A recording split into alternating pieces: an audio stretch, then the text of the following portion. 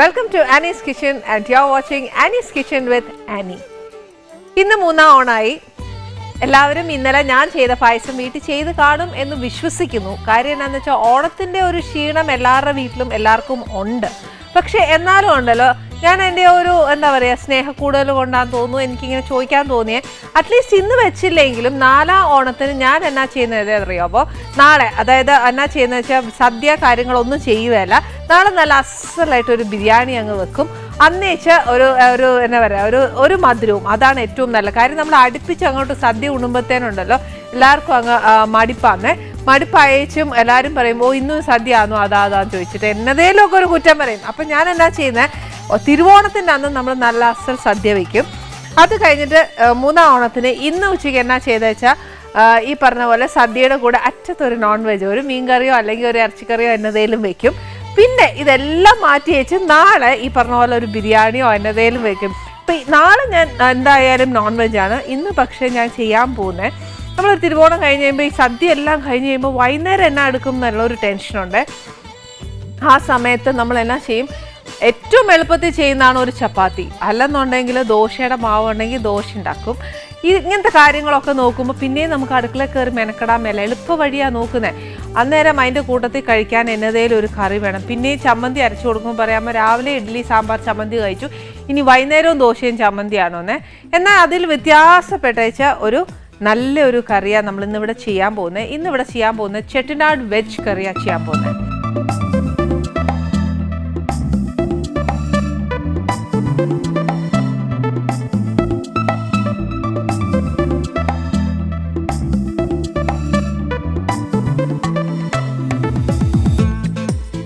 ഈ ചെട്ടിനാട് വെജ് കറി എന്ന് പറയുമ്പം അവിടുത്തെ ട്രഡീഷണൽ കറിയാണ് ഈ ചെയ്യുന്നത്. അത് കംപ്ലീറ്റ്ലി അങ്ങനെ അല്ല ചെയ്യുന്നത്, കുറച്ച് ഡിഫറെൻ്റ് ആയിട്ടാണ് ചെയ്യുന്നത്. ഇതിനകത്ത് പച്ചക്കറി നമുക്കിഷ്ടമുള്ള പച്ചക്കറിയൊക്കെ ചേർക്കാം. ഇതിനകത്ത് ഇപ്പം ഞാൻ പറഞ്ഞില്ലേ സദ്യ ഒക്കെ ഉണ്ടാക്കി നമ്മുടെ ഫ്രിഡ്ജിൽ ഏറ്റവും കൂടുതൽ എന്നാ പറയുക, ഒന്നാം ഓണത്തിൻ്റെ തലേന്നാന്നു എല്ലാ പച്ചക്കറിയും കയറുന്നത്. അന്നേ ചെന്നാൽ ഈ സദ്യ എല്ലാം വെച്ച് തീരുമ്പോഴത്തേക്ക് പിന്നെ നമ്മൾ മേടിക്കാനൊന്നും പോവുകയല്ല, ഉള്ള സാധനങ്ങളൊക്കെ വെച്ച് വെച്ചാൽ നമ്മൾ കറി ഉണ്ടാക്കുന്നത്. പക്ഷെ ഞാൻ ഈ പറഞ്ഞ പോലെ കുറച്ച് പച്ചക്കറിയൊക്കെ എൻ്റെ കയ്യിൽ ഇച്ചിരി കൂടുതൽ മേടിച്ചെന്ന് വിചാരിച്ചു. കാര്യം എന്താണെന്ന് നമുക്ക് കാണാനുള്ളതാണ്, നമ്മൾ തമ്മിലൊരു ഒരു ഡീലൊക്കെ ഉണ്ട്. അന്നേരം നമുക്ക് തമ്മിൽ പിണങ്ങാനൊക്കെ പുതിയ കാര്യങ്ങൾ കാണിച്ചേ പറ്റും. അപ്പോൾ ഞാൻ എന്നാ ചെയ്ത് ഇന്ന് നമ്മൾ ഉണ്ടാക്കാൻ പോകുന്നത് ചെട്ടിനാട് വെജ് കറിയാണ് ചെയ്യാൻ പോകുന്നത്. ഇത് ചിക്കൻ ഉണ്ട്, ഫിഷ് കറി ഉണ്ട്, എല്ലാം ഉണ്ട്. പക്ഷേ ഇതിന് പ്രത്യേകിച്ച് ഇന്ന പച്ചക്കറി വേണം എന്ന് അങ്ങനെയൊന്നുമില്ല, നമ്മുടെ കയ്യിലുള്ളത് ഇടാം. പക്ഷേ ഞാൻ എപ്പോഴും പറയുന്നത് മുരിങ്ങയ്ക്കായും പടവലങ്ങയും ഒന്നും ഇട്ടേക്കല്ലേ. ഇതിന് വേണ്ടിയ സാധനങ്ങൾ എന്നാ നോക്കിക്കോ. ഫസ്റ്റ് ഇതിന് വേണ്ടിയത് അണ്ടിപ്പരിപ്പും കശകശയും വേണം. അതെന്നാ ചെയ്തു, ഞാൻ ഇത് കുറച്ച് വെള്ളത്തിലിട്ടിട്ട് കൂത്തു വെച്ചേക്കുക. പിന്നെ വേണ്ടിയത് കുറച്ച് വറ്റൽമുളക്, കുറച്ച് ജീരകം, ഗ്രാമ്പൂ, പട്ട, ഏലക്കായ, പെരിഞ്ചീരകം, പിന്നെ കുറച്ച് തേങ്ങാക്കൊത്ത് അല്ലെങ്കിൽ തേങ്ങ തിരുമ്മിയതായാലും മതി. പിന്നെ വേണ്ടത് കുറച്ച് കടുക്, ഇഞ്ചിയും വെളുത്തുള്ളിയുടെയും പേസ്റ്റ്, ഒരു ഇച്ചിരി ക്യാബേജ്, തക്കാളി, പട്ടയുടെ ഇല, ക്യാരറ്റ്, കുറച്ച് ഗ്രീൻ പീസ്, മഞ്ഞൾപ്പൊടി, മുളക് പൊടി, മല്ലിപ്പൊടി, കുറച്ച് തേങ്ങാപ്പാൽ, കുറച്ച് മല്ലിയില, പിന്നെ കുറച്ച് ഉപ്പ്. ഇത് ചെയ്യേണ്ടത് വെജിറ്റബിൾ ഓയിൽ ഉപയോഗിക്കുന്നവർക്ക് അത് ചെയ്യാം. പക്ഷേ ഏറ്റവും കൂടുതൽ സ്വാദ് ഉള്ളത് നമ്മുടെ വെളിച്ചെണ്ണയിൽ ചെയ്യുമ്പോഴാണ് ഏറ്റവും നല്ല സ്വാദ്. ഫസ്റ്റ് എന്നാ ചെയ്യേണ്ടതെന്ന് വെച്ചാൽ പാൻ ചൂടാക്കിയിട്ട് കുറച്ച് സാധനങ്ങൾ ഡ്രൈ റോസ്റ്റ് ചെയ്യാനുണ്ട്. അതെന്നാക്കിയാന്ന് വെച്ചാൽ അനുസരിച്ച് വേണം വറ്റൽമുളക് ചേർക്കാൻ. ഇത് കാശ്മീരി മുളകല്ല, സാധാ മുളക്, അപ്പോൾ അത് നോക്കി വെച്ച് വേണം ചേർക്കാൻ. പിന്നെ വേണ്ടിയത് കുറച്ച് ജീരകം, ഒരു 1/2 ടീസ്പൂൺ മതിയാവും. പിന്നെ ഒരു 3-4 ഗ്രാമ്പു. പട്ട ഇപ്രാവശ്യം എനിക്ക് കിട്ടിയേക്കുന്നത് ഇച്ചിരി എന്നാ പറയുക, ഞാൻ എപ്പോഴും പറയുന്ന പോലെ ഇച്ചിരി കട്ടി കൂടിയ പട്ടയാണ്. അന്നേരം ഒരു കഷ്ണം ഇട്ടേച്ചാൽ മതി. ഏലക്ക ഇതേപോലെ ഒരു 3-4 എണ്ണം. പിന്നെ അതേപോലെ 1 ടീസ്പൂണോളം പെരിഞ്ജീരകം.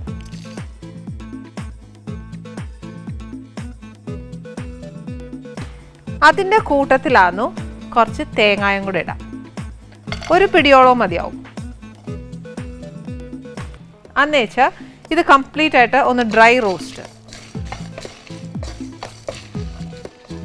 തേങ്ങ ഒന്നും ഒത്തിരി മൂക്കുകയല്ല, ഞാൻ പറഞ്ഞ നമ്മൾ സ്പൈസസ് മാത്രം ഒന്ന് നല്ലതായിട്ട് മുരിഞ്ഞ് വന്നേച്ചാൽ മതി.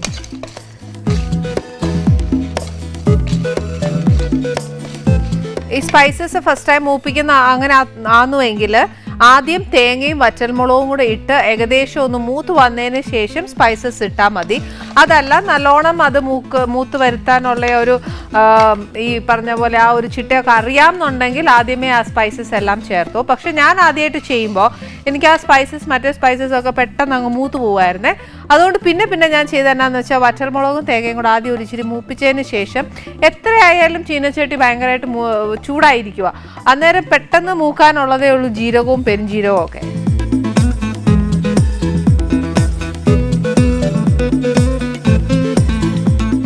ഇതെല്ലാം മൂത്തിട്ടുണ്ട്. ഈ തേങ്ങ ഞാൻ പറഞ്ഞില്ലേ ഭയങ്കര ഈ എന്നാ വറുത്തരച്ച തീയൽ മാതിരി ഒരുപാട് അങ്ങ് മൂത്ത് പോകണ്ട.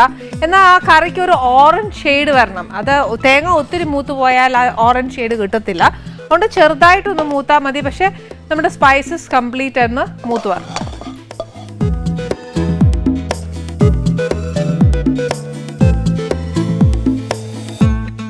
ഇത് തീ കംപ്ലീറ്റ് ഓഫ് ചെയ്തേക്കുക. നെക്സ്റ്റ് എന്നാ ചെയ്യേണ്ടതെന്ന് വെച്ചാൽ ഇത് നല്ലോണം പേസ്റ്റായിട്ട് അരച്ചെടുക്കണം. അറ്റ് ദ സെയിം ടൈം നമുക്ക് ഈ പറഞ്ഞ പോലെ ഇത് അരച്ചു മാറ്റിയതിന് ശേഷം അണ്ടിപ്പരിപ്പും ഈ പറഞ്ഞ പോലെ കശകശയും കൂടെ നമ്മൾ കൂത്തിട്ടേക്കുക. അതും നല്ല പേസ്റ്റ് പോലെ അരച്ചെടുക്കണം. അപ്പോൾ ഈ രണ്ടും അരച്ചെടുക്കണമെങ്കിൽ ഒരു ഷോർട്ട് ബ്രേക്ക് മതി. Welcome back to Annie's kitchen. ഞാൻ ആ പേസ്റ്റ് നമ്മൾ ആക്കിയ നല്ലതായിട്ട് അരച്ചു വെച്ചു. അതേപോലെ തന്നെ അണ്ടിപ്പരിപ്പും കശകശയും കൂടെ കൂത്ത് വെച്ചതും കൂടെ അരച്ചു. ഇനി നെക്സ്റ്റ് എന്നാ ചെയ്യേണ്ടതെന്ന് വെച്ചാൽ ഇച്ചിരി എണ്ണ ഒഴിച്ച് വെച്ച് ഫസ്റ്റ് കുറച്ച് 2 പട്ടയുടെ ഇല, ഇതിൻ്റെ കൂടെ കടുക്, കുറച്ച് കടുക്. അതിനുശേഷം ഇതിനകത്തോട്ട് 1 ടീസ്പൂൺ ഇഞ്ചിയുടെയും വെളുത്തുള്ളിയും മതി. ഇറച്ചിയല്ല, അതുകൊണ്ട് കുറച്ച് മതി.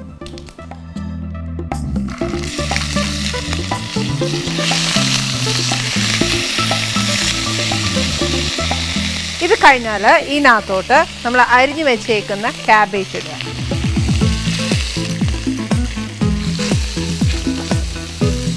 ക്യാബേജിനൊന്നും അധികം വേവില്ല. ആ ചൂട് ചീനച്ചട്ടിയിൽ നല്ല ചൂടായിട്ട് കിടക്കുന്നതുകൊണ്ട് ആ ഒരു ചൂട് പിടിക്കുമ്പോൾ തന്നെ ക്യാബേജ് ഇസ് ഓൾമോസ്റ്റ് അതിൻ്റെ ആ വേവ് വരും. കാരണം ക്യാബേജ് ഇസ് എ ലീഫ്. അതുകൊണ്ട് എന്നാണെന്നറിയോ, ഒരുപാട് അതിനെയൊന്നും മൂപ്പിക്കേണ്ട കാര്യമില്ലെന്നാണ് പറയുക. പിന്നെ അതിൻ്റെ കൂടെ കുറച്ച് ടൊമാറ്റോ, 1 ടൊമാറ്റോ ഇട്ടേച്ചാൽ മതിയേ.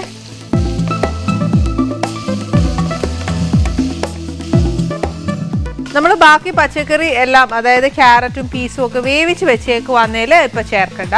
അതല്ല വേവിക്കാനുള്ളതാന്നേൽ ഇപ്പം ചേർക്കുക.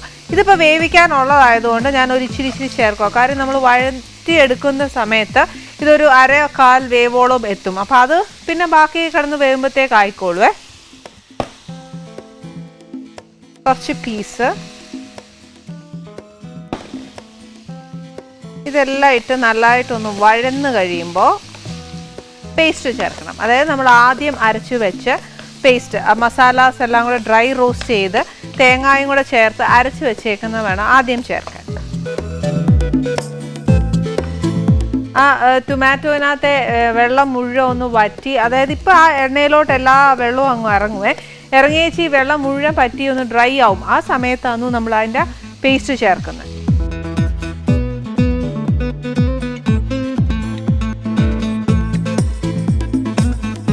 ഈ ടൊമാറ്റോയും പീസും അതെല്ലാം നല്ലോട്ട് ഒന്ന് വഴന്ന് കഴിയുമ്പോഴേ അതിൻ്റെ ആ ഒരു റോ ടേസ്റ്റ് പോത്തുള്ളൂ.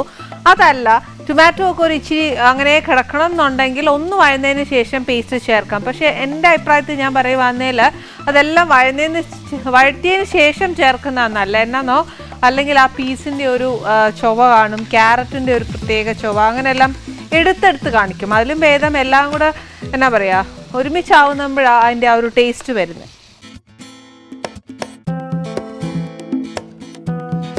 ഇതിനകത്ത് ഉള്ളി വേണമെങ്കിൽ ഇടാം, അത് ഓപ്ഷണലാണ്. പക്ഷെ സാധാരണ ഇടാറില്ല, പക്ഷെ വേണമെങ്കിൽ ഇടാം. അപ്പം നമുക്ക് ഏതെങ്കിലും ഒരു കോളിഫ്ലവർ വേണമെങ്കിൽ ചേർക്കാം, കോൺ വേണമെങ്കിൽ ചേർക്കാം, പൊട്ടാറ്റോ വേണമെങ്കിൽ ചേർക്കാം, ഏത് വെജിറ്റബിൾസ് വേണമെങ്കിലും ഇതിൻ്റെ കൂടെ ചേർക്കാവുന്നേ ഉള്ളൂ.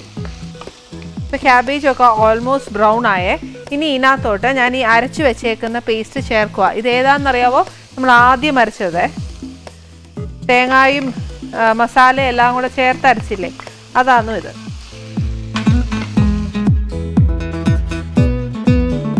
ഈ മസാല കറക്റ്റായിട്ട് ഇതിനകത്ത് ആ പച്ചക്കറിയിലെല്ലാം കോട്ടായിട്ട് ഈ മസാല അരച്ചപ്പോൾ നമ്മൾ ഇച്ചിരി വെള്ളം ഒഴിച്ചേച്ച് അരച്ചേക്കുന്നത്, ആ വെള്ളം മുഴുവൻ പറ്റണം. എന്നാലേ അതിൻ്റെ ആ ഒരു റോ ടേസ്റ്റ് ഒന്നുകൂടെ മാറത്തുള്ളൂ.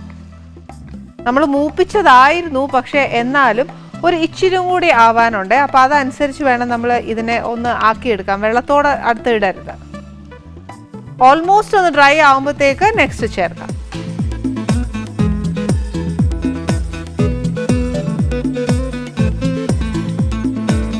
ഇനിയാണ് നമുക്ക് നെക്സ്റ്റിനകത്ത് നമ്മുടെ ആ പൊടിയെല്ലാം ചേർക്കാനുള്ളത്. അതായത് മഞ്ഞൾപ്പൊടി, മല്ലിപ്പൊടി, മുളക് പൊടി. ഈ മഞ്ഞൾപ്പൊടി ഇപ്പോൾ ചേർക്കും, നമ്മൾ നേരത്തെ അരയ്ക്കുന്നില്ല. മുളക് പൊടി ചേർക്കുമ്പോൾ നമ്മൾ വറ്റൽമുളക് അരച്ച് തന്നു, അന്നേരം പിന്നെ ഈ മുളക് പൊടിയും കൂടെ ചേർക്കുമ്പോഴത്തേക്ക് എരിവ് കൂടരുത്. കുറച്ച് മഞ്ഞൾപ്പൊടി, വറ്റൽമുളക് ചേർത്തത് കൊണ്ട് കുറച്ച് മുളക് പൊടി ഇടത്തുള്ളൂ.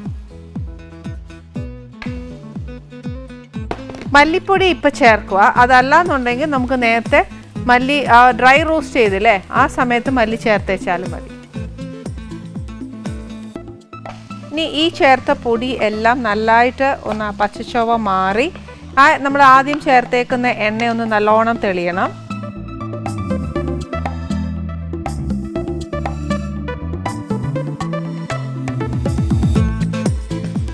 ഇപ്പം ആ വെള്ളം മുഴുവൻ ഡ്രൈ ആയിട്ടുണ്ട്.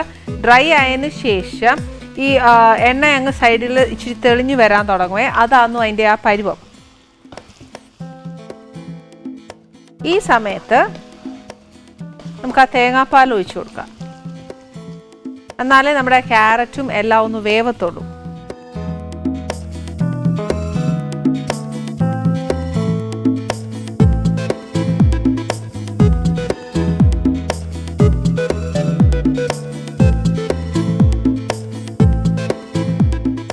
ഇതിലൂടെ ഒരു ഇച്ചിരി ഉപ്പിടുക.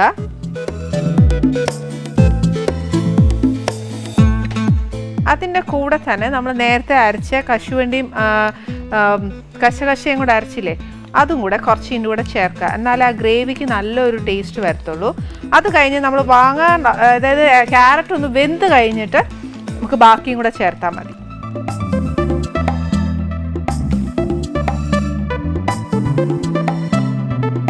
എന്തായാലും ക്യാരറ്റ് വേവാൻ ഒരു ഇത്രയും വെള്ളമൊന്നും പോരാ, കുറച്ചുകൂടെ ഒഴിച്ചോട്ടെ. പിന്നെ കാഷ്യൂനട്ട് അരച്ചതായതുകൊണ്ട് കറി കുറുകും, അപ്പം അത്രയും പോരാ നമുക്ക്. ഇതിപ്പോൾ ക്യാരറ്റ് വേവാനായിട്ട് ഇത്രയും വെള്ളം പോരാ. നമ്മൾ അരച്ചേക്കുന്നതും എല്ലാം കൂടെ ചേർക്കുമ്പോഴത്തേക്ക് അത്രയും പോരാ. പിന്നെ ഇതിനകത്ത് നമ്മൾ എക്സ്ട്രാ എന്നതേലും ഈ പറഞ്ഞ പോലെ ഉരുളക്കിഴങ്ങോ അല്ലെങ്കിൽ ബേബി കോണോ അങ്ങനെ എന്നതേലും കട്ടിയുള്ള വെജിറ്റബിൾസ് ഇടുവാന്നേൽ ഈ പറഞ്ഞ പോലെ ഒട്ടും വെള്ളം പോരായിരിക്കും. അതനുസരിച്ച് വെള്ളം ചേർത്തോണം. ഇതിപ്പോൾ എനിക്ക് ക്യാരറ്റ് മാത്രമേ ഉള്ളൂ ഇതിനകത്ത് വേവാനുള്ളത്. പീസ് വെന്ത പീസ് എന്നും പറഞ്ഞാൽ ഇതിനകത്ത് ഉടഞ്ഞു പോകുമെന്ന് ചോദിച്ചാൽ ഇല്ല കേട്ടോ, അത് ഉടഞ്ഞു പോവുകയല്ല. അപ്പോൾ ഇതിനകത്ത് വേവാനുള്ളത് ക്യാരറ്റ് മാത്രമേ ഉള്ളൂ. ഇത് വെന്ത് കഴിഞ്ഞാൽ നമ്മൾ ബാക്കി, അതായത് വാങ്ങാൻ പോകുന്നതിന് ഒരു 5 minutes ബിഫോർ ഈ ബാക്കി പേസ്റ്റ്, അതായത് അണ്ടിപ്പരിപ്പും കശകശയും കൂടെ അരച്ച പേസ്റ്റും കൂടെ ചേർത്ത് ഒന്ന് തിളച്ച് കഴിയുമ്പോഴത്തേക്ക് ഓഫ് ചെയ്ത് മല്ലിയിലിടുക. ഇത്രയും മാത്രമേ ഉള്ളൂ നമ്മുടെ ചെട്ടിനാട് വെജ് കറി. അതുകൊണ്ട് എന്നാ ചെയ്യണം, ഇതിൻ്റെ കൂടെ കഴിക്കാൻ എന്നതേലും ഒക്കെ ഉണ്ടാക്കണം. കാര്യം എന്നാന്ന് വെച്ചാൽ അത് എനിക്ക് ഈസി ഗോ ആയിട്ട് ഉണ്ടാക്കാൻ ഒക്കുകയില്ല. നമ്മുടെ ആനീസ് കിച്ചണിൽ വരുന്നത് ഒരു സ്പെഷ്യൽ ഗസ്റ്റാണ്. അതായത് നമ്മൾ ഈച്ച് മലയാളികൾ എന്നും അഭിമാനപൂർവ്വം നമുക്ക് പറയാൻ പറ്റുന്ന ഒരു വ്യക്തിയാണ് അദ്ദേഹം. അത്രയും വലിയൊരു ലെജൻഡ് വരുമ്പം ഈ പറഞ്ഞ പോലെ നമ്മൾ എന്നും കളിക്കുന്ന ഒരു പിള്ളേർ കളി ഇതിനകത്ത് കളിക്കാൻ ഒക്കെയല്ല. അതനുസരിച്ചുള്ള ആഹാരം എനിക്ക് ഉണ്ടാക്കാൻ പറ്റത്തുള്ളൂ ഇതിൻ്റെ കൂടെ കഴിക്കാൻ. അപ്പോൾ അതിൻ്റെതായ സമയം വേണം. ഒരു breakfast. Welcome back to Annie's kitchen. ഞാൻ എന്നാൽ നമുക്ക് എൻ്റെ പ്രേക്ഷകരോട് ഒരു നേരത്തെ പറഞ്ഞു, എനിക്ക് ഇന്ന് ശരിക്കും പറഞ്ഞാൽ ആനീസ് കിച്ചണിൽ നിൽക്കാൻ ഭയങ്കര ഒരു അഭിമാനമുണ്ട്. കാര്യം ഏതൊരു മലയാളികൾക്കും അഭിമാനിക്കാവുന്ന ഒരു വ്യക്തിത്വമാണ് ഇന്ന് നമ്മുടെ ആനീസ് കിച്ചണിലേക്ക് വന്നത്. അത് മറ്റാരുമല്ല, അദ്ദേഹത്തെ എങ്ങനെ വിശേഷിപ്പിക്കണം എന്ന് പോലും എനിക്കറിയില്ല. അദ്ദേഹം ഒരു കവിയാണ്, ഒരു സംവിധായകനാണ്, തിരക്കഥാകൃത്താണ്, നിർമ്മാതാവാണ്. ശരിക്കും പറഞ്ഞാൽ ഞാൻ പറഞ്ഞാൽ പോലും എൻ്റെ വാക്കുകൾ ചിലപ്പോൾ അത് ചെറുതായി പോവും. അതുകൊണ്ട് അദ്ദേഹത്തെ വേറെ ആരുമല്ല നമ്മുടെ ആനീസ് കിച്ചണിലേക്ക് വന്നത്. ശ്രീകുമാരൻ തമ്പി സാറാണ് ഇന്ന് നമ്മുടെ ആനീസ് കിച്ചണിലേക്ക് വന്നത്. അത് ഏതൊരു മലയാളി പ്രേക്ഷകനും ഒരു അഭിമാനമാണ് അദ്ദേഹത്തിൻ്റെ ഒപ്പം. അതും ഇന്ന് 3-ാം ഓണത്തിന് അദ്ദേഹത്തോടൊപ്പം ഇരിക്കാൻ സാധിച്ചതിൽ എനിക്ക് ഏറ്റവും കൂടുതൽ സന്തോഷമുണ്ട്. പിന്നെ അദ്ദേഹത്തിന് ഈ പറഞ്ഞ എൻ്റെ പ്രേക്ഷകരുടെ വകയും എൻ്റെ ആയിട്ട് ഒരു കുഞ്ഞു സമ്മാനം ഞങ്ങൾ കരുതിയിട്ടുണ്ട്. അദ്ദേഹം സ്വീകരിക്കുന്നു വിശ്വസിക്കുന്നു.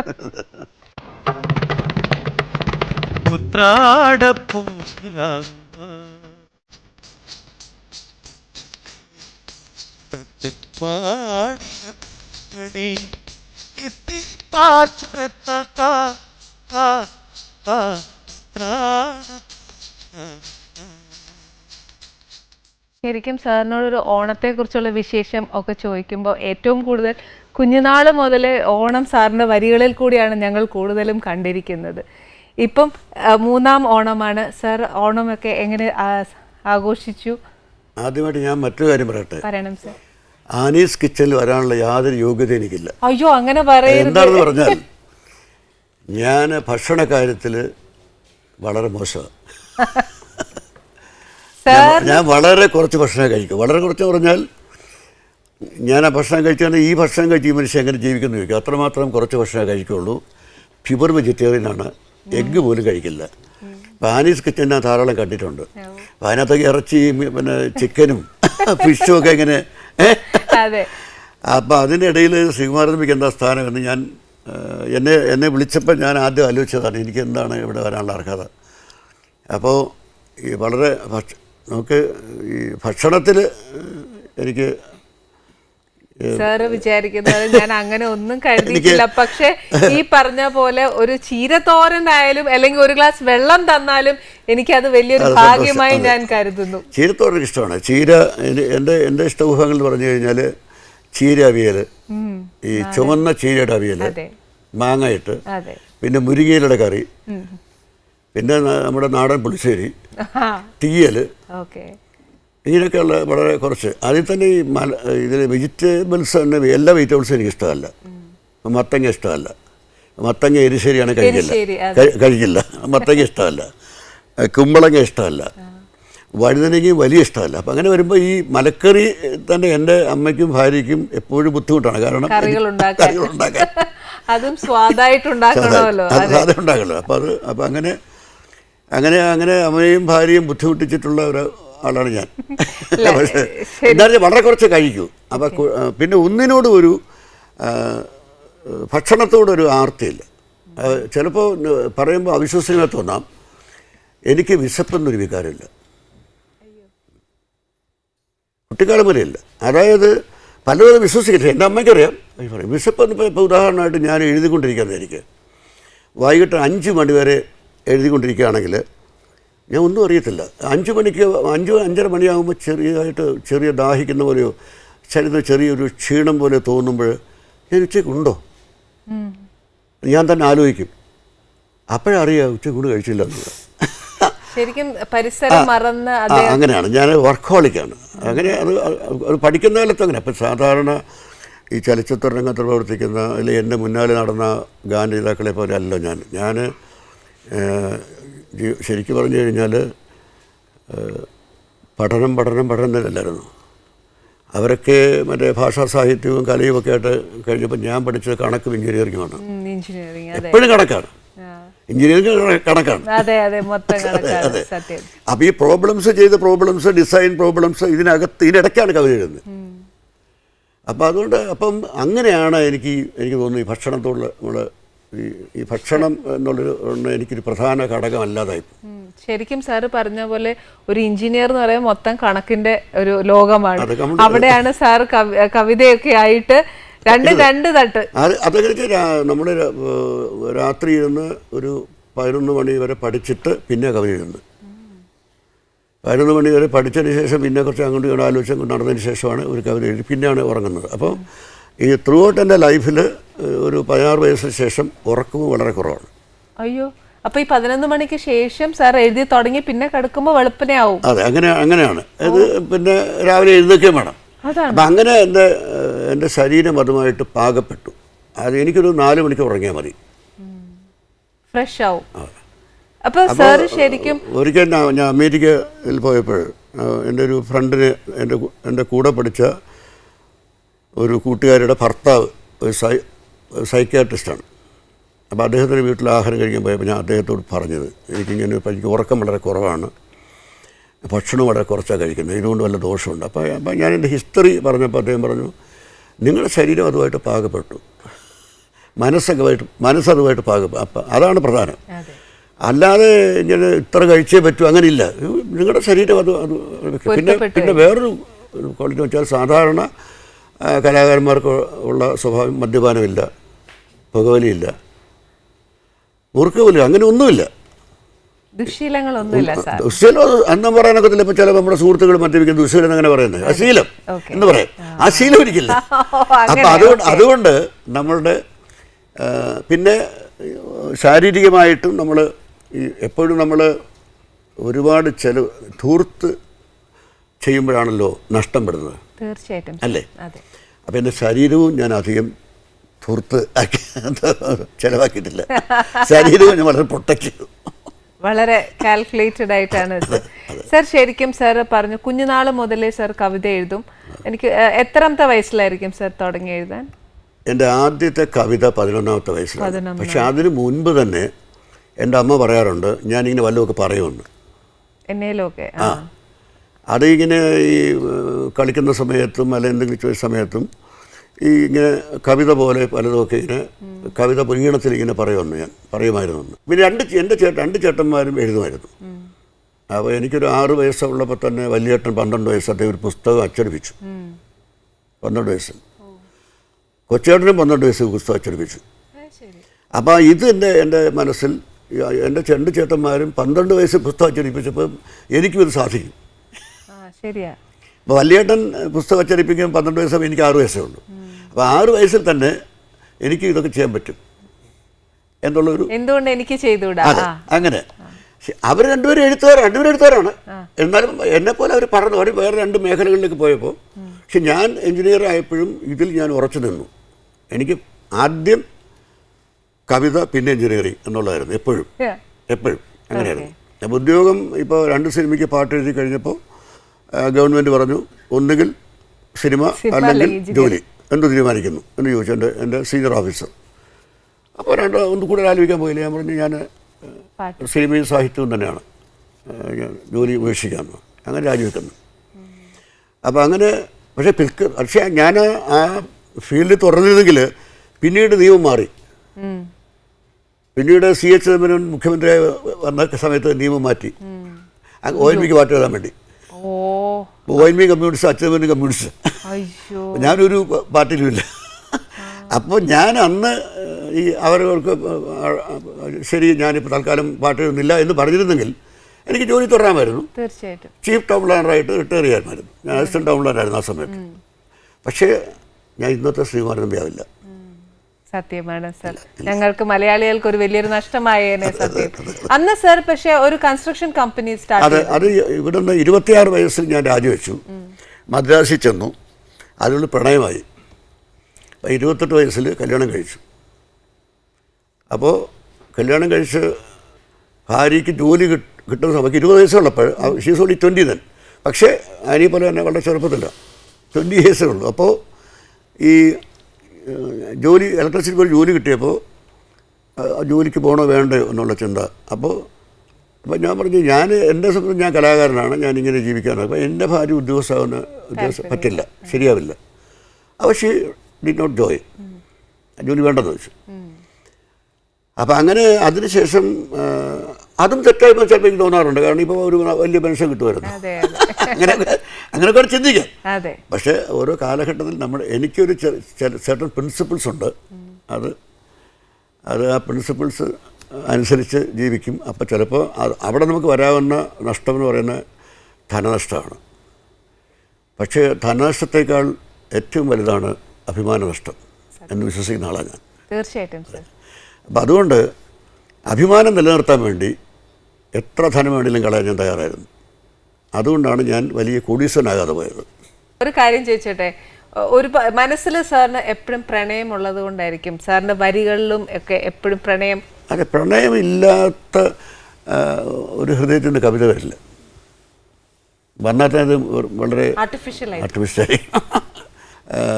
പ്രണയം എന്ന് പറയുമ്പം അത് നമുക്ക് കാമവുമായിട്ട് ബന്ധപ്പെട്ടത് അല്ല പ്രണയം. ശരിക്കും പറഞ്ഞാൽ ഈ അമ്മയ്ക്ക് കുഞ്ഞിനോട് തോന്നുന്നത് പ്രണയം തന്നെയാണ്. നമ്മളെന്താ വെച്ചാൽ പ്രണയം എന്ന് പറയുമ്പോൾ നമ്മളൊരു കുഴപ്പം വെച്ചാൽ പ്രണയം എന്ന് പറഞ്ഞാൽ കാമം അതിനടുത്ത് കയറി വരും.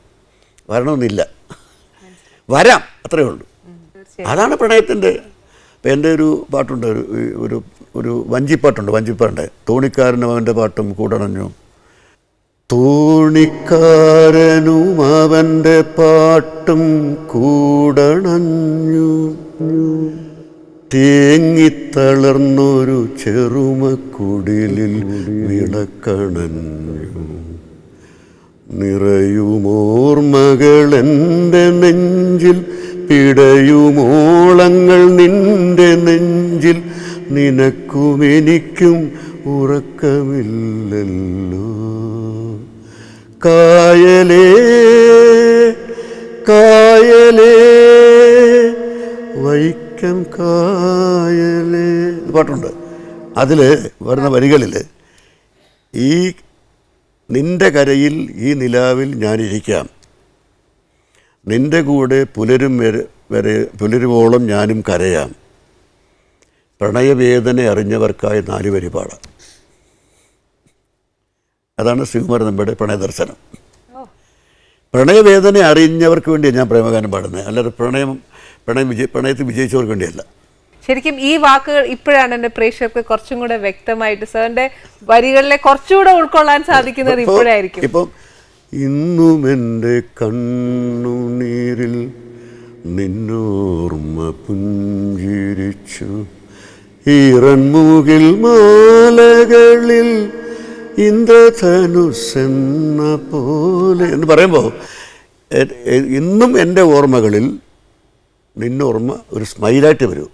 അതാണ്.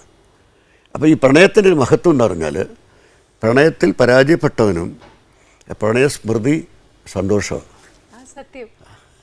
അത് ദുഃഖമല്ല. അതുകൊണ്ടാണ് ഈറൻ മുകിൽ മാലകളിൽ, ഈറൻ മേഘങ്ങളിൽ ഇന്ദ്രധനുസ് മഴവില്ല് വരുന്നത് പോലെ. ഇന്ദ്രധനുസ് വെച്ചാൽ മഴവില്ല്. അപ്പോൾ മേഘത്തിൽ മഴവില്ല് എപ്പോഴും വരില്ലല്ലോ. അപ്പം ഈറൻ മുകിൽ മാലകളിൽ ആ മേഘങ്ങളിൽ മഴവില്ല് അപൂർവമായി തെളിയുന്നത് പോലെ അപ്പോഴപ്പോൾ നിൻ്റെ ഓർമ്മ എന്നപോലെ ഇന്നും എൻ്റെ പെണ്ണിൽ നിന്നെ ഓർമ്മ പുഞ്ചിരിക്കും. നിൻ്റെ ഓർമ്മ എപ്പോഴും മഴവില്ലല്ലോ, എപ്പോഴും മഴവില്ല തെളിഞ്ഞുകൊണ്ടിരിക്കില്ലല്ലോ. പക്ഷേ അപ്പോൾ ആ ഈറൻ മുകിൽ മാല അത് ദുഃഖമാണത്, പെയ്യാണ്ടിരിക്കുന്നതാണ്. അപ്പോൾ ആ പെയ്യാണ്ടിരിക്കുന്ന കണ്ണുനീർ മേഘങ്ങളിൽ നിൻ്റെ ഓർമ്മയാണ് മഴവില്ലാകുന്നത്. അപ്പോൾ ഏത് ദുഃഖത്തിലും പ്രണയസ്മൃതി എന്ന് പറയുന്നത് ആനന്ദമാണ്. ഇപ്പൊ പ്രണയത്തെ കുറിച്ച് സത്യം പറഞ്ഞ സാർ പറഞ്ഞപ്പോൾ കുറച്ചുകൂടെ അതിലേക്ക് ഉൾക്കൊള്ളാൻ കഴിഞ്ഞു. ഇതേപോലെ സാറിന് കുഞ്ഞുനാളിലും ഓണം നല്ല അസലായിട്ട് സാർ ആഘോഷിച്ചതും അല്ലെങ്കിൽ ആ ഓണത്തിന്റെ ഒരു അറ്റ്മോസ്ഫിയർ അത് സാറിന്റെ മനസ്സിലേക്ക് ഒരുപാട് ഉൾക്കൊള്ളുകൊണ്ടായിരുന്നു സാറിന് ഒരുപാട് ഓണപ്പാട്ടുകൾ എഴുതാൻ സാധിക്കും? അതെ, ഓണം ഒരു ആഘോഷമാണ്. ഓണം ഞങ്ങളുടെയൊക്കെ കുട്ടിക്കാലത്ത് ഇന്നത്തെ നിങ്ങളുടെ ഇപ്പം ആനയുടെ കാലഘട്ടമോ അല്ലെങ്കിൽ ആനയുടെ മക്കളുടെ കാലഘട്ടമോ അല്ലെങ്കിൽ ഒന്നുമല്ല, ആനയുടെ പേരൻസിൻ്റെയൊക്കെ കാലഘട്ടത്തിൽ ആണല്ലോ ഞാൻ. അപ്പോൾ ആ കാലഘട്ടം എന്ന് പറഞ്ഞു കഴിഞ്ഞാൽ ഇന്നത്തെ പോലെ മോഡേൺ ഫെസിലിറ്റീസ് ഒന്നുമില്ല, ടെലിവിഷൻ ഇല്ല, ആകെ ഉള്ളത് റേഡിയോ ആണ്. റേഡിയോ എല്ലാ വീടുകളിലും ഇല്ല. അപ്പോൾ പിന്നെ അന്ന് ഇതുപോലെ ഗൾഫ് മലയാളികളില്ല. ഈ വളരെ ദാരിദ്ര്യമാണ് ഗ്രാമങ്ങളിലൊക്കെ. നമ്മുടെ ഒരു 3 നേരം ആഹാരം കഴിക്കുന്ന വീടുകൾ കുറവാണ്. അങ്ങനൊരു കാലഘട്ടമാണ്. അപ്പോൾ അവരുടെ സ്വപ്നമാണ് ഓണം. അപ്പോൾ അതാ കാണം വിറ്റ് ഓണം ഒരു പഴമൊഴിയുണ്ട്. അപ്പോൾ ഓണമാണ് ഇവരുടെ ഒരു സമൃദ്ധി. എങ്ങനെയാണെങ്കിലും അത് കടം മേടിച്ചോ എങ്ങനെയെങ്കിലും ഓണം അവർ ആഘോഷിക്കും. അപ്പോൾ ഓണം ഒരു സ്വപ്നമാണ്. അപ്പം എനിക്ക് അങ്ങനെ ഒരു വളരെ പരിതാപ നിലയില്ലായിരുന്നെങ്കിൽ പോലും നമുക്ക് ഓണത്തിന് ആണ് ഡ്രസ്സൊക്കെ കിട്ടുന്നത്. നല്ല ഡ്രസ്സ്. എപ്പോഴൊന്നും ഡ്രസ്സ് വാങ്ങിക്കാറില്ല, കിട്ടില്ല. ഓണം വന്നാൽ തീർച്ചയായിട്ടും ഉടുപ്പ് കിട്ടും, നല്ല ഉടുപ്പ് കിട്ടും, നല്ല നിക്കറ് കിട്ടും. അപ്പോൾ നല്ല പിന്നെ പലഹാരം അമ്മ ഒരു അത്തം നോലെ 30 വറക്കാൻ തുടങ്ങും. മനസ്സിലല്ലേ? ശർക്കര വരട്ടി ഉണ്ടാക്കും. ഇതൊന്നും എല്ലാ ദിവസവും ഇല്ലല്ലോ. ഇന്നിപ്പോൾ ശർക്കര വരട്ടി എല്ലാ കടയിലും കിട്ടും, അന്ന് കിട്ടില്ല. അല്ല, അന്ന് കടകളിൽ ശർക്കര വരട്ടി ഒന്നും കിട്ടില്ല, ചിപ്സ് ഒന്നും കിട്ടില്ല, ഒന്നുമില്ല. വീടുണ്ടാക്കിയാലേ ഉള്ളൂ. ഇന്നിപ്പോൾ നമ്മുടെ സംസ്കാരം മാറിയില്ലേ? വീട് ഇപ്പം നമുക്ക് എന്തും കിട്ടുമല്ലോ കടയിൽ. വില കൊടുത്ത ഇപ്പോൾ പായസം, ഇൻസ്റ്റന്റ് പായസം വെള്ളത്തിട്ട് കഴിഞ്ഞാൽ പായസമായി, തിളച്ച വെള്ളത്തിട്ട പായസമായി. അതങ്ങനെയല്ലല്ലോ. അന്നത്തെ കുറച്ചുകൂടൊരു മൂല്യം ഉണ്ടായിരുന്നു. ഇപ്പം മുഴുവൻ കൊമേഴ്സ്യലൈസ്ഡ് ചെയ്യപ്പെട്ടു. സാറിന് ഓണപ്പാട്ടുകളിൽ സാറിന് ഇഷ്ടപ്പെട്ട വരികൾ ഏതായിരുന്നു? ഒരുപാട് പാട്ടുകളുണ്ട്, ഇഷ്ടംപോലെ ഉണ്ട്. എന്നാലും ഉത്രാട പുനരാവേവ, അത് വളരെ ഇഷ്ടമാണ്. എന്താണെന്ന് വെച്ചാൽ അതിനകത്തൊരു ഞാനൊരു ഈ ചന്ദനക്കുറിയൊക്കെ തൊടുന്നു എങ്കിലും ഞാനൊരു തൊഴിലാളികളുടെ കൂടെ നിൽക്കുന്ന ഒരു ഇടതുപക്ഷ അനുഭാവിയെ, അധ്വാനിക്കുന്നതിന് കൂടെ. ഞാൻ ആദ്യത്തെ കമ്മ്യൂണിസ്റ്റ് ആരെന്നറിയോ? Jesus Christ. ക്രിസ്തുവാണ് ആദ്യത്തെ കമ്മ്യൂണിസ്റ്റ്. ക്രിസ്തുവാണ് ആദ്യത്തെ കമ്മ്യൂണിസ്റ്റ്. മാർക്സ് ഒന്നുമല്ല.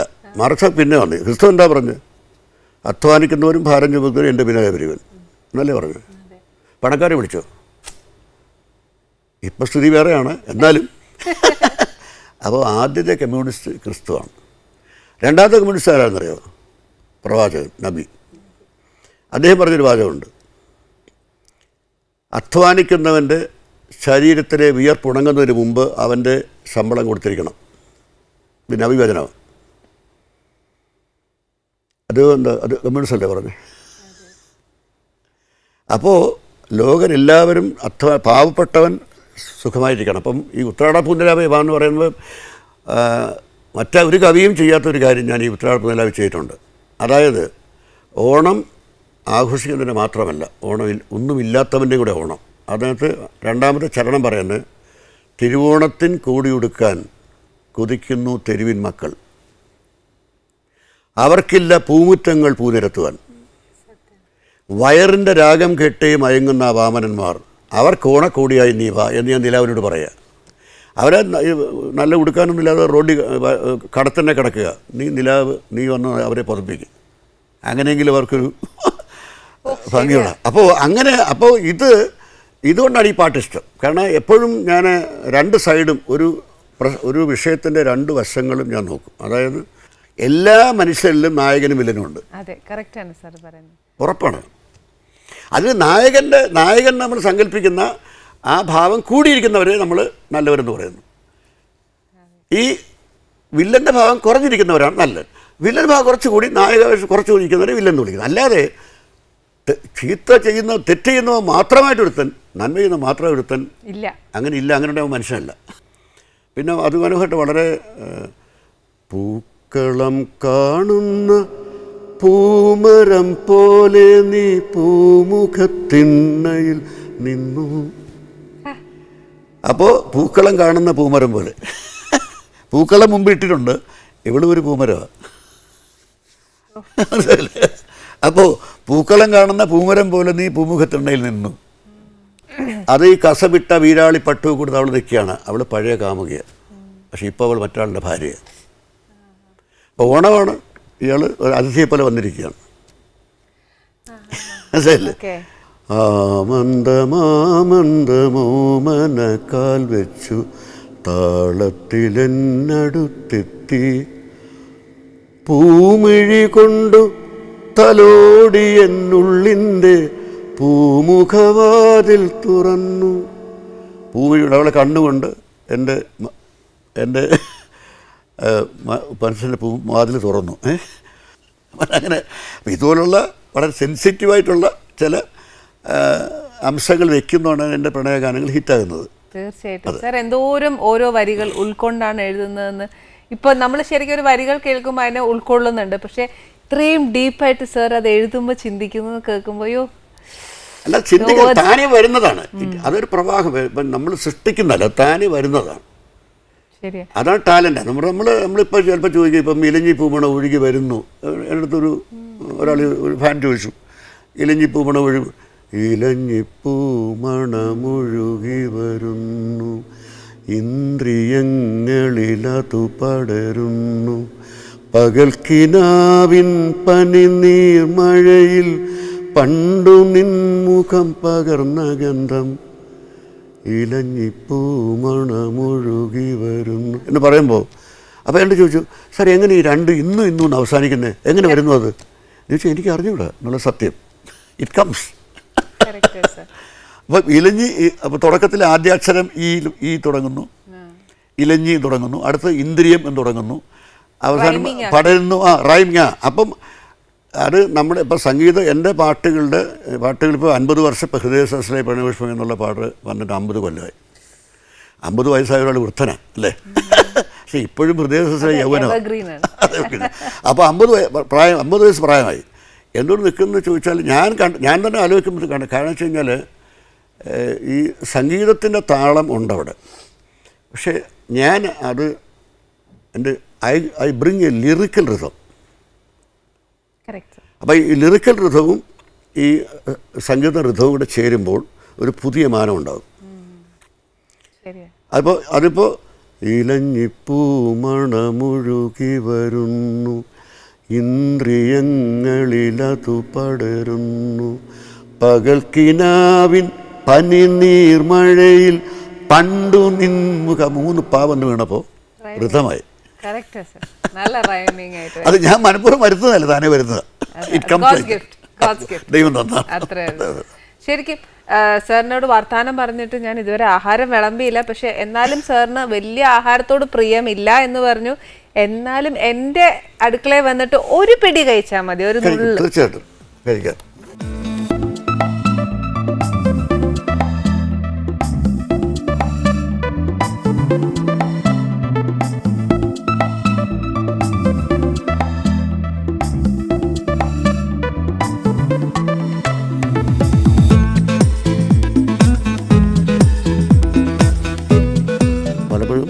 ഹോട്ടലുകളിൽ രാത്രി കഴിക്കുന്ന ഇതാണ് ചപ്പാത്തിയും പീസ് മസാല അല്ലെങ്കിൽ വെജിറ്റബിൾ കറി.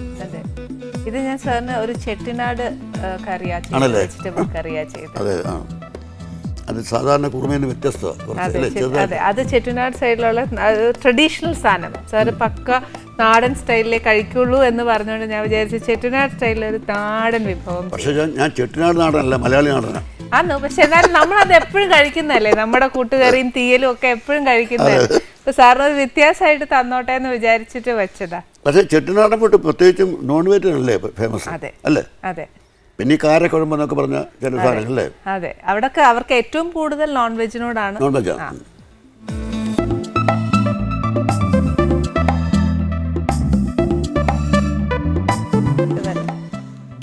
നന്നായിട്ടുള്ള ചെട്ടിനാട്, കുഴപ്പമില്ല.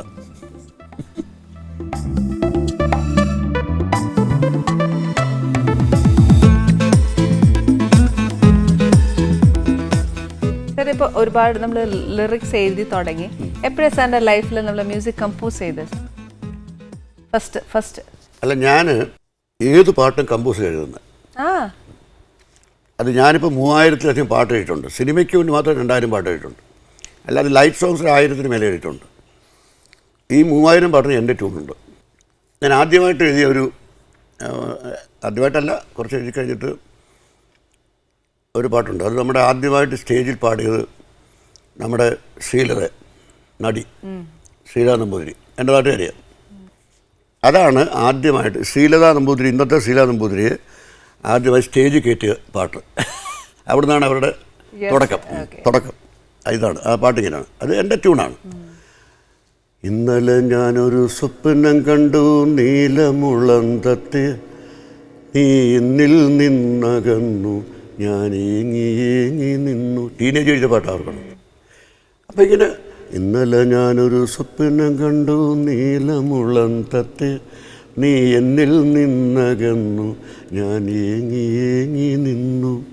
പിന്നെ മനസ്സിൻ മലരെ പാട്ടുകൾ അങ്ങനെ പോവും ഇവിടെ പാടാൻ സമയം. അതുപോലെ ഓരോ പാട്ടും ഇപ്പോൾ നമ്മുടെ ഇപ്പോൾ ഇലഞ്ഞി പൂമണം ഞാൻ പാടിയില്ല. ഇലഞ്ഞി പൂമണം ഒഴുകി വരുന്നു എന്നുള്ള പാട്ട് ദേവരാമകൃഷ്ണൻ്റെ ട്യൂണാണ് ഞാനിപ്പോൾ പാടിയത്. അദ്ദേഹം അതെങ്ങനെ ഇലഞ്ഞിപ്പൂമണമൊഴുകി വരും, ഒഴുകി വരിക തോന്നും. അതായത് ട്യൂൺ കേട്ടാൽ ഒഴുകി വരുന്ന അദ്ദേഹം ട്യൂൺ കൊണ്ട്. പക്ഷെ ഇതിന് എൻ്റെ മനസ്സിലുള്ള ഞാൻ ആദ്യം എഴുതുമ്പോഴുള്ള ട്യൂണ് ഞാൻ ട്യൂൺ ഉണ്ടല്ലോ എഴുതുന്നത്, അത് അദ്ദേഹത്തെ പാടി കേൾപ്പിക്കില്ല. ഇലഞ്ഞിപ്പൂമണം ഒഴുകി വരുന്നു ഇന്ദ്രിയങ്ങളിൽ അതു പടരുന്നു പകൽക്കിനാവിൻ പനിനീർമഴയിൽ പണ്ടു നിൻമുഖം പകർന്ന ഗന്ധം ഇലഞ്ഞിപ്പൂമണം ഒഴുകി വരുന്നു ഇന്ദ്രിയങ്ങളിൽ അതു പടരുന്നു. ഇങ്ങനെ ഞാൻ അപ്പം ഇങ്ങനെ ഈ ഈണത്തിലാണ് ഈ വരികൾ എൻ്റെ മനസ്സിൽ വരുന്നത്. അപ്പോൾ അങ്ങനെ ബന്ധുക്കൾ സ്വത്തുക്കൾ അപ്പം എനിക്കത് അറിയാമെങ്കിലും ഒരിക്കൽ നമ്മുടെ പ്രധാനപ്പെട്ട ഒരു സംഗീത സംവിധാനയുടെ ഒരു പടത്തിൽ വർക്ക് ചെയ്യുമ്പോൾ ഒരു ചലഞ്ചിലാണ് ഞാൻ മ്യൂസിക് ചെയ്യുന്നത്. പലർക്കും അറിയില്ല, അദ്ദേഹത്തിൻ്റെ പേര് ഞാൻ പറയുന്നില്ല, ശരിയല്ല. എൻ്റെ അടുത്ത എല്ലാവരുടെയും സുഹൃത്ത് എൻ്റെ സുഹൃത്താണ്. അപ്പം അദ്ദേഹം ട്യൂൺ ഇട്ടെന്ന് എഴുതിക്കൊണ്ടിരിക്കുക. അപ്പം അദ്ദേഹം ഇട്ട ട്യൂണൊന്നും തന്നെ ഒരു എന്താ പറയുന്നത് ഒരു ഹിറ്റാകുന്ന ഒരു മെലഡിയായിട്ട് എനിക്ക് തോന്നിയില്ല. ചുമ്മാ സർക്കസുമാരി തന്നെ തന്തന തന്തന തന്നെ ധനതന്തന തന്തന തന്തന തന്തന ധനതന്തന തന്തന എന്നൊക്കെ പറഞ്ഞു കഴിഞ്ഞാൽ മലയാളം എഴുതാൻ വലിയ പ്രയാസമുണ്ട്. ഞാൻ പറഞ്ഞു ഇത് എങ്ങനെയാണ് നമുക്ക് മലയാളത്തിൽ പറ്റുമോ ഇതൊന്ന് ഇവർക്ക് ചുമ്മാ ഈ ട്യൂണ് ഈ തന്തന പാടാൻ പ്രയാസമില്ലല്ലോ, എഴുതാനല്ലേ പ്രയാസം. അപ്പോൾ ഞാൻ പറഞ്ഞു അപ്പോൾ അയാൾ പറയും ഇല്ല സാർ 70s പാട്ടുകൾ ഇനി ഒരിക്കലും നിൽക്കുകയില്ല, ആ കാലം കഴിഞ്ഞു, ഇനി ഇത്തരം പാട്ടുകൾ നിൽക്കും. ഞാൻ പറഞ്ഞു അല്ല, ചന്ദ്രകാന്തവും പാലരുവിക്കരയിലും കസ്തൂരി മണക്കുന്ന ട്യൂണൊക്കെ ഇന്നും നിൽക്കും, നിങ്ങൾ ഇട്ടാൽ നിൽക്കും, അതുപോലുള്ള ട്യൂൺ തന്നാൽ നിൽക്കും എന്ന് ഉറപ്പാണെന്ന് പറഞ്ഞു. നിൽക്കില്ല സാർ എന്ന് പറഞ്ഞു. അപ്പോൾ എനിക്കൊരു വാശി വന്നു. അപ്പം ഞാൻ വിചാരിച്ചു ബന്ധുക്കൾ ശത്രുക്കൾ എൻ്റെ സ്വന്തം പടമാണ്, ഞാൻ തന്നെ ഡയറക്ടർ, എൻ്റെ തന്നെ സ്ക്രിപ്റ്റാണ്. അപ്പോൾ പാടുമ്പോൾ ഞാൻ വിചാരിച്ചു എൻ്റെ മനസ്സിൽ ഞാൻ എഴുതുമ്പോൾ വരുന്ന ട്യൂൺസ് തന്നെ കിട്ടാൻ എങ്ങനെ ഇരിക്കും, ഒരു പരീക്ഷണം. എൻ്റെ പൈസയല്ലേ പോകത്തുള്ളൂ, പോയാൽ. അപ്പോൾ എൻ്റെ നല്ല പടങ്ങളൊക്കെ ഞാൻ തന്നെ പൊടിച്ചിരിക്കുന്നത്. അപ്പോൾ നഷ്ടം എനിക്കാണ്. ഗാനം മോഹിനിയാട്ടം ഏതോ ഒരു സ്വപ്നം മാളികമണി അതൊക്കെയുള്ള നല്ല പടങ്ങളൊക്കെ എൻ്റെ ഓൺ പ്രൊഡക്ഷനാണ്, ഇത് തന്നെ ഓൺ പ്രൊഡക്ഷനാണ്. അപ്പോൾ അതിനകത്തെ പാട്ടുകളിപ്പോൾ മലയാളി പെണ്ണ് എൻ്റെ മനസ്സ്, തൽക്കാല ദുനിയാവ്, ആലപ്പുഴ പട്ടണത്തിൽ അതിമധുരം വിതറിയോളെ അത് എഴുതിയപ്പോൾ വന്ന ട്യൂണോ, കമ്പോസ് ചെയ്തിട്ടില്ല. ഇപ്പം നമ്മൾ ശ്രീകുമാരൻ തമ്പി കമ്പോസ് ചെയ്ത പറഞ്ഞ അർത്ഥം ഞാൻ കമ്പോസ് ചെയ്തിട്ടില്ല, എൻ്റെ വരി വന്നപ്പോൾ വന്ന ട്യൂണത്. അപ്പം അങ്ങനെ കിട്ടുകയാണ്, എല്ലാം സൂപ്പർ ഹിറ്റായി. That is the record in Malayalam. തീർച്ചയായിട്ടും. അതായത് കാസറ്റ് വിൽപ്പനയെ മലയാള സിനിമ റെക്കോർഡ് ബന്ധുക്കൾ ചിത്രങ്ങൾ. എനിക്ക് ഗോൾഡ് ഡിസ്ക് കിട്ടി ആസ് എ മ്യൂസിക് ഡയറക്ടർ. എൻ്റെ ആദ്യത്തെ പടമാണ്, എൻ്റെ ലിറിക്സ് തന്നെ കിട്ടിയിട്ടില്ല. മ്യൂസിക് ഡയറക്ടർ നിലയിൽ ആദ്യത്തെ പടത്തിന് ഗോൾഡ് ഡിസ്കാണ്. ഇത്രയും ഒരു വെർസറ്റൈൽ ആയിട്ടുള്ള ഒരു ഡയറക്ടർ എന്താ പറയേണ്ടതെന്ന് എനിക്കറിയില്ല. ഇത്രയും വലിയൊരു വെർസറ്റൈൽ ലെജൻഡിനെ നമുക്ക് മലയാളികൾക്ക് എന്നും ഒരു അഭിമാനമാണ്. പക്ഷേ ഒരു കാര്യം, ഒരു JC ഡാനിയൽ അവാർഡ് അദ്ദേഹത്തിന് ഇത്രയും വൈകിപ്പോയതിൽ മാത്രമേ നമുക്ക് മലയാളികൾക്ക് ഇത്രയും ദുഃഖമുള്ളൂ. എന്നാലും ഈ പറഞ്ഞ പോലെ അദ്ദേഹത്തിന് നമുക്കൊരു ഓസ്കാർ അവാർഡൊക്കെ കിട്ടുന്നതിന് തുല്യമാണ് സർ. ഞങ്ങൾ മലയാളികൾ അഭിമാനിക്കുന്നു അദ്ദേഹം. പിന്നെ ഒരു കാര്യം കൂടെ സന്തോഷം പറയാനുണ്ട് സർ. എന്താ അറിയോ സർ, ഇതുപോലെ ഒരു ഇന്റർവ്യൂവിലും സംസാരിക്കുന്നത് ഞാൻ കേട്ടിട്ടേയില്ല. സാർ ശരിക്കും ഭയങ്കര എന്നാ ചോദിക്കുന്നു അതിനുള്ള മറുപടി മാത്രമേ പറയുന്നത് ഞാൻ കേട്ടിട്ടുള്ളൂ. പക്ഷെ ഇവിടെ സർ ഒരുപാട് മനസ്സ് തുറന്ന് ഒരുപാട് പാട്ടുപാടി എനിക്ക് ഒരുപാട് സന്തോഷമുണ്ട്. കാരണം ഇത് നമ്മുടെ ഇത് വേറൊരു വേദിയാണല്ലോ. തീർച്ചയായിട്ടും. ഇത് മറ്റേതൊക്കെ എന്ന് പറഞ്ഞു കഴിഞ്ഞാൽ വളരെ ഒഫീഷ്യലായിട്ടുള്ള ഒരു ഇതാണ്. ഇതങ്ങനെയല്ല, ഇത് ഭക്ഷണവുമായി ബന്ധപ്പെട്ട ഒരു പരിപാടിയാണ്, സ്വന്തം അടുക്കള മാതിരി. അപ്പൊ ഇവിടെ നമുക്ക് വളരെ വളരെ തുറന്ന് അടുക്കളയിലാണല്ലോ നമ്മൾ നമ്മുടെ എല്ലാ രുചികളെ കുറിച്ച് പറയും. എനിക്കിത് വേണ്ട, അല്ല എനിക്ക് ഇഷ്ടമല്ല എന്നൊക്കെ പറഞ്ഞ അവിടെയാണല്ലോ. അല്ല ഇത് വളരെ ഇഷ്ടപ്പെട്ടു, ഇത് എനിക്ക് ധാരാളം ഇഷ്ടം. Thank you sir, thank you. ഇത്രയും സമയം ഞങ്ങൾക്ക് വേണ്ടി ചെലവഴിച്ച വളരെ ഏതായാലും അങ്ങനെ എനിക്ക് അർഹതയില്ലെങ്കിലും ഈ കിച്ചണിൽ വരാൻ കഴിഞ്ഞ വളരെ സന്തോഷം. Thank you sir.